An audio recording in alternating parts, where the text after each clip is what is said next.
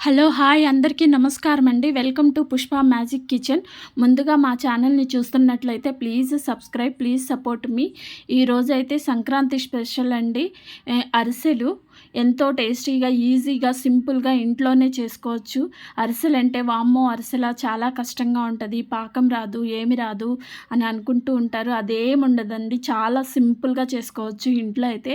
కాపోతే కొన్ని టిప్స్ పాటించాలి. ఆ టిప్స్ గినక వాడినట్లయితే ఎంతో పర్ఫెక్ట్‌గా చేసుకోవచ్చనమాట. పాకం పాకం వస్తుందో రాదో అనే డౌట్ కూడా అవసరం లేదు. ఎంతో ఈజీ అనమాట. నేను చెప్పిన టిప్స్ గినక వాడినట్లయితే ఎంతో ఈజీగా చేసుకోవచ్చండి ఇంట్లోనే. అచ్చం ఇంకా మనం స్వీట్ షాప్‌లో ఉన్నట్లే చేసుకోవచ్చు. అయితే ఇప్పుడు ఇది ఎలా చేసుకోవాలో అరిసెలు చూద్దాం పదండి. ముందుగా నైట్ అంతా బియ్యం నానపెట్టుకోవాలి. 1 కేజీ బియ్యం తీసుకోవాలండి. కంట్రోల్ బియ్యం ఉంటే తీసుకోవచ్చు. లేదు నా దగ్గరైతే కంట్రోల్ బియ్యం లేవండి. అందుకని నేను మామూలుగా మనం తినే రైసే నేను పోసాను. నైట్ నానబెట్టాననమాట. మార్నింగ్ ఇలా రైసు వడకట్టుకోవాలి. వడకట్టుకున్న తర్వాత ఆ వాటర్ అన్నీ పోవడానికి ఒక 20 మినిట్స్ అలా చిల్లులు గిన్నెలో వేసుకొని అలా ఉంచుకోవాలన్నమాట. వాటర్ అన్నీ కిందకి దిగిపోతాయి. ఆ తర్వాత తీసుకొని చూసారుగా వాటర్ అన్నీ పోయినాయి. ఇప్పుడు మిక్సీ జార్ తీసుకొని దానిలో రైస్ వేసుకొని గ్రైండ్ చేసుకోవాలన్నమాట.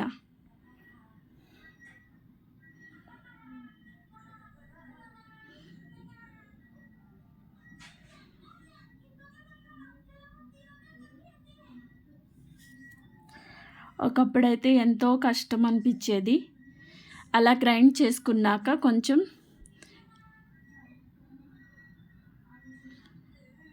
జల్లెడ తీసుకోవాలి. జల్లెడ తీసుకొని జల్లించుకోవాలి.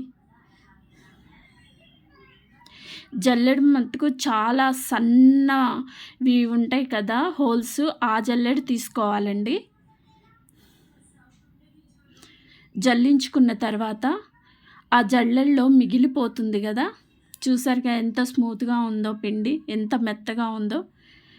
మనం పిండి జల్లించుకున్న తర్వాత ఆ జల్లెడలో మిగిలిపోతుంది కదా, నూక లాంటిది మిగిలిపోతుంది. అది మళ్ళీ మిక్సీ జార్లో వేసుకొని దానితో పాటు మళ్ళీ కొంచెం రైస్ వేసుకోవాలి.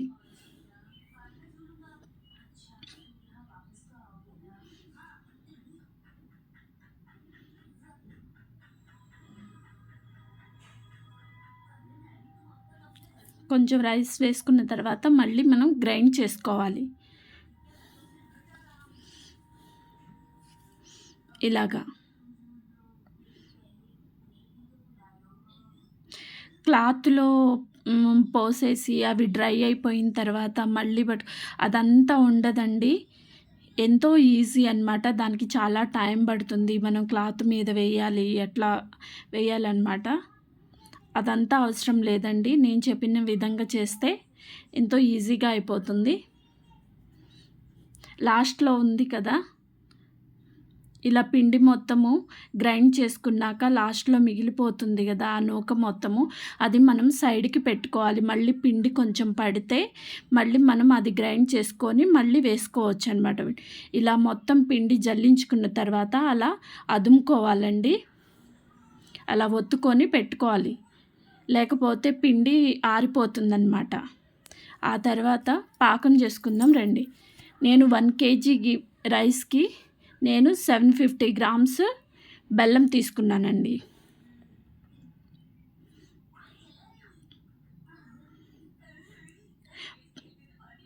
పాకం చేసుకోవడానికి కొంచెం మందపు గిన్నె తీసుకోవాలి. అలాగే కొంచెం వెడల్పుగున్న గిన్నె తీసుకోవాలండి. ఇప్పుడు కొంచెం వాటర్ పోసుకోవాలి. ఒక కప్పు వాటర్ అంటే ఇంచుమించు 100 మిల్లీ లీటర్స్ ఉంటుంది. ఇప్పుడు స్టవ్ ఆన్ చేసి స్టవ్ మీద పెట్టుకోవాలి గిన్నె. ఇప్పుడు పాకం పట్టుకోవాలి.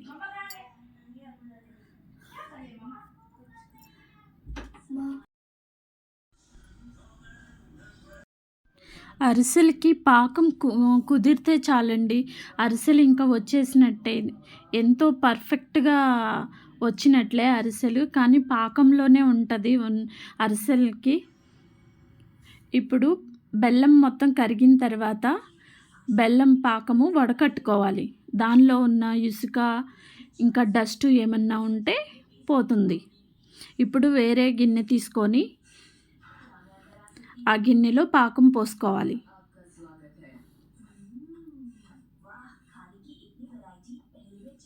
ఇప్పుడు పాకం పట్టుకోవాలి.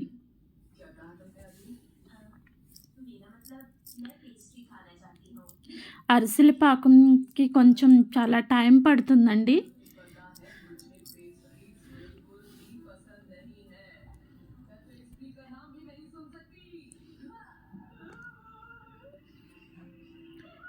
పాకం పర్ఫెక్ట్‌గా వచ్చింది రాలేదు చూసుకోవాలంటే ఇలా ప్లేట్‌లో వాటర్ పోసుకొని కొంచెం కొంచెము పాకము చెక్ చేసుకుంటూ ఉండాలి.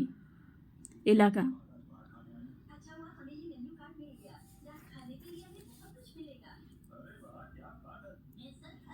ఇప్పుడైతే రాలేదు.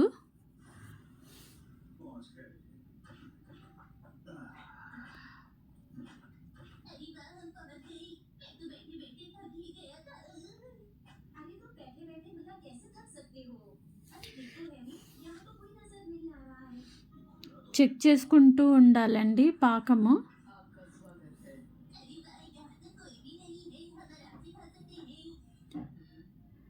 పాకము పర్ఫెక్ట్‌గా వచ్చింది రాలేదు ఎలా తెలుస్తుందంటే మనకి పాకం వచ్చిన తర్వాత అది మనం వాటర్‌లో వేసుకున్నాక బాగా ఉండ కడుతుంది. ఉండ కట్టిన తర్వాత అది మొత్తం దగ్గర పడి ఉండైపోతుంది. ఆ ఉండని మనం ప్లేట్‌కేసి కొడితే సౌండ్ వస్తది. ఆ సౌండ్ గినకొచ్చిందంటే మనకి పర్ఫెక్ట్‌గా మనకి పాకం వచ్చినట్లే. ఇదొక్కటి మటుకు గుర్తుంచుకోండి పాకము. అది మొత్తం ఉండయిన తర్వాత చూసారా? వీడియోలో చూసారా? ఉండయిపోయింది. నేను ప్లేట్‌కేసి కొట్టాననమాట. అది చాలా శబ్దం వచ్చేసింది. ఇప్పుడు పర్ఫెక్ట్‌గా పాకం వచ్చింది.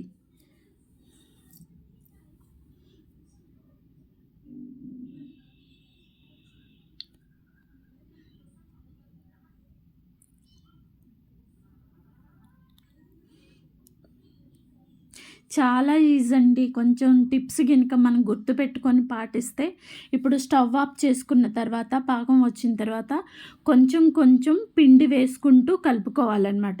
మొత్తం వేసుకోకూడదు. కొంచెం కొంచెం వేసుకుంటూ కలుపుతూ ఉండాలి ఉండలు కట్టుకోకుండా. వీడియోలో చూస్తున్నారుగా ఇలాగ వేసుకుంటూ తిప్పుతూ కలుపుకోవాలి.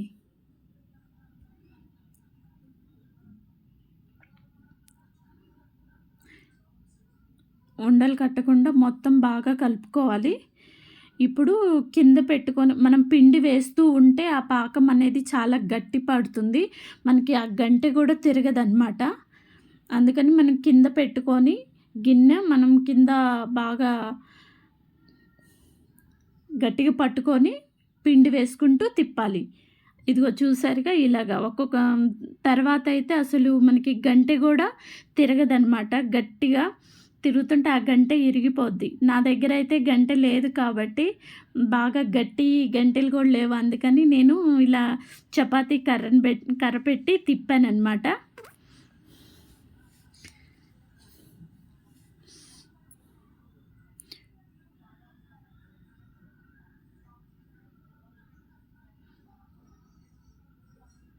చూసారుగా ఎంత పర్ఫెక్ట్‌గా వచ్చిందో పాకం. ఇలా పిండి వేసిన తర్వాత పిండి రెడీ అయిపోయింది అరిసెల పిండి. మొత్తం కలిపిన తర్వాత చేత్తో కలుపుకున్న తర్వాత చూసారుగా ఇప్పుడు ఉండవుతుంది.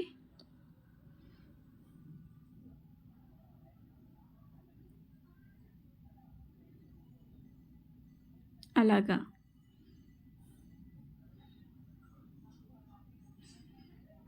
ఇప్పుడు మనం అది దాని మీద మూత పెట్టేసుకొని సైడ్‌కి పెట్టుకోవాలి.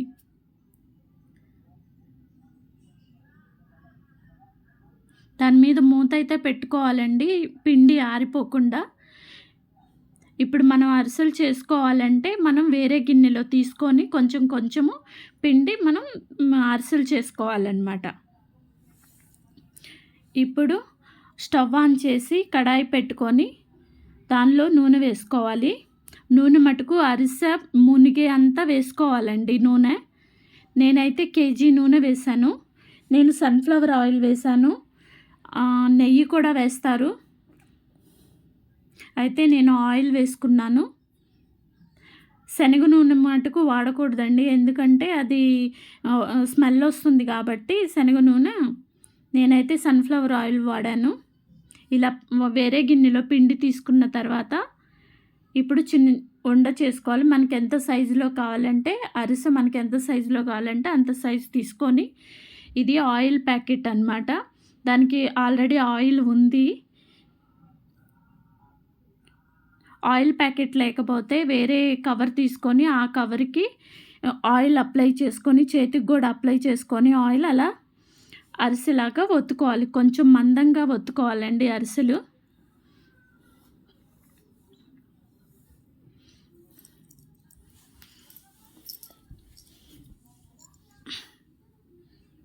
ఇంకో అరిసె చేసుకుందాం. ఇంకోటేంటంటే మనం బియ్యం పోసుకునేటప్పుడు కేజీ బియ్యం పోసుకున్నాం కదా, సైడున ఒక పావు కేజీ బియ్యం కూడా నానబెట్టుకోవాలండి. ఎందుకంటే పర్ఫెక్ట్‌గా మనకి ఈ ఈ పాకం రాకపోతే ఒక్కొక్కసారి లూజ్ అవుతుంది పాకము. కాబట్టి మనం పిండి ఎగస్ట్రా పెట్టుకున్నామంటే ఆ పిండి కూడా మనం ఆ లూజ్ అయిన పిండిలో వేసుకోవచ్చు. కాకపోతే కొంచెం స్వీట్ తగ్గిద్ది అంతే. నూనె కాగిందండి. ఇప్పుడు నూనెలో వేసుకున్నాము అరిసెలు.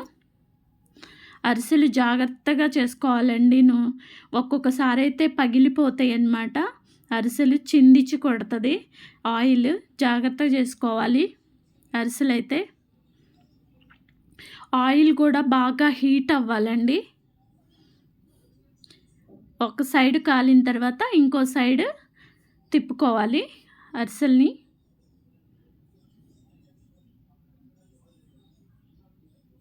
చూసారుగా ఎలా పొంగుతున్నాయో.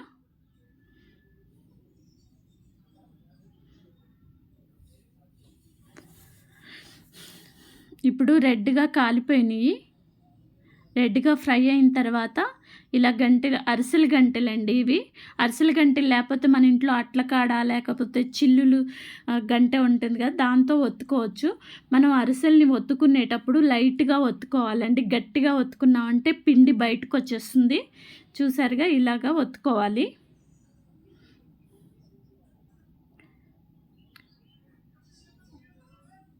ఇలా తీసుకునేటప్పుడు కొంచెం లైట్గా ఒత్తి తర్వాత కొంచెం ఆరిన తర్వాత అరిసె మళ్ళీ మనం ఒత్తుకోవాలి. నూనె ఎక్కువ ఉంది ఒత్తుకోవాలి అంటే తర్వాత ఒత్తుకోవచ్చండి గట్టిగా.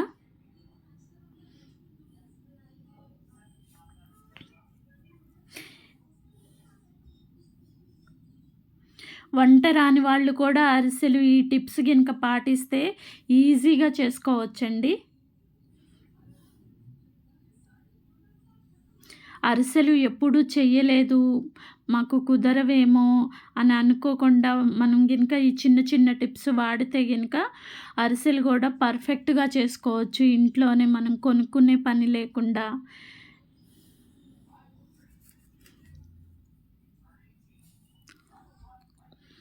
అరిసెలు నూనెలో వేసుకునేటప్పుడు, తీసేటప్పుడు చాలా జాగ్రత్తగా తీసుకోవాలండి.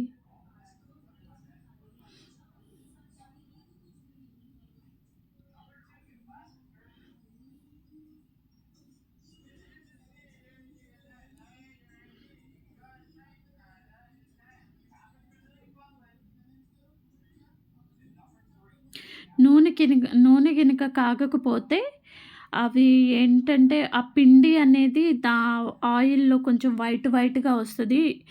ఆయిల్ అయితే వేడిగా బాగా కాగాలి.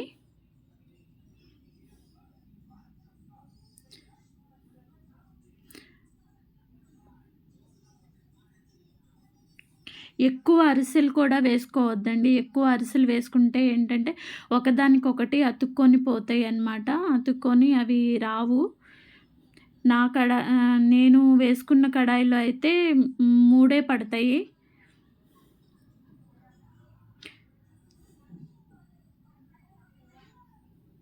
చూసారా, నేను గట్టిగా ఒత్తాను. కొంచెం పిండి బయటకొచ్చింది సైడులమ్మటి.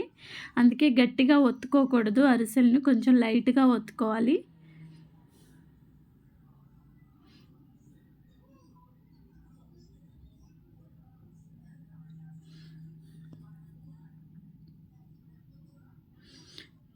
అరిసెలంటే సంక్రాంతికి ఫేమస్. ఇంక అరిసెలు లేనిది సంక్రాంతి పండగ ఉండదనమాట. ఎవరింట్లో పట్టిన అరిసెలే అనమాట. చాలా ఫేమస్. ఊరికెళ్ళాలి, ఊర్లోనే తెచ్చుకోవాలి అనుకోకుండా మనం ఇంట్లో కూడా చేసుకోవచ్చండి వెళ్ళలేనప్పుడు. చూసారుగా, ఇలా ఈజీగా చేసుకోవచ్చండి ఇంట్లో. ఎంతో పర్ఫెక్ట్‌గా.